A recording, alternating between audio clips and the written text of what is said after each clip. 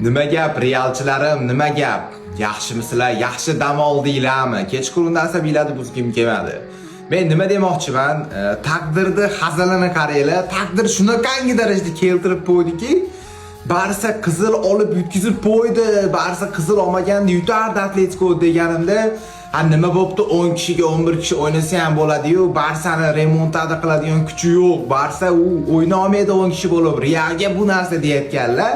Kecha o'yinni ko'rganim yo'q. Ertalab bitta qarasam 3-3 bo'layotgan ekan, Kamavinga tushib 86-minutda qizil olibdi, 89da Bavariya gol uribdi, 96 ikkinchi golini uribdi.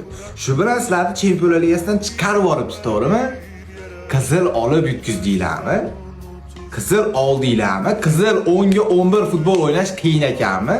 Barsa-yu 45-minutda qizil olib, ikkita gol o'tkazdi. Sizlar 86-minutda qizil olib, ikkita gol o'tkazyapsizlar. Где-то bir 10 minutda ikkita gol bergansizlarga. Tushunyapsizlarmi? Qiyin ekanmi? 10 kishiga 11 kishi o'ynash qiyin ekanmi? Yo oson ekanmi? 11 kishiga qarshi 10 kishi futbol o'ynash oson ekanmi? Shuning uchun ustimizdan kulmanglar. Ujistlar ham yeb qo'ydinglar, biz ham yeb qo'ydik. Shu bilan keyingi yilga gaplashamiz. Sizlarda 15 ta Chempionlar Ligasi bor, lekin sizlarda bu yil hech narsa yo'q. Barsada bo'lsa La Ligani yutish imkoniyati bor. Keyin Barsa 11 yildan beri Chempionlar Ligasini yuta olmaydi deyotganlar, eslatib o'taman, Real Madrid 2 yildan beri Chayneyni qo'pqog'ini ham yutgani yo'q.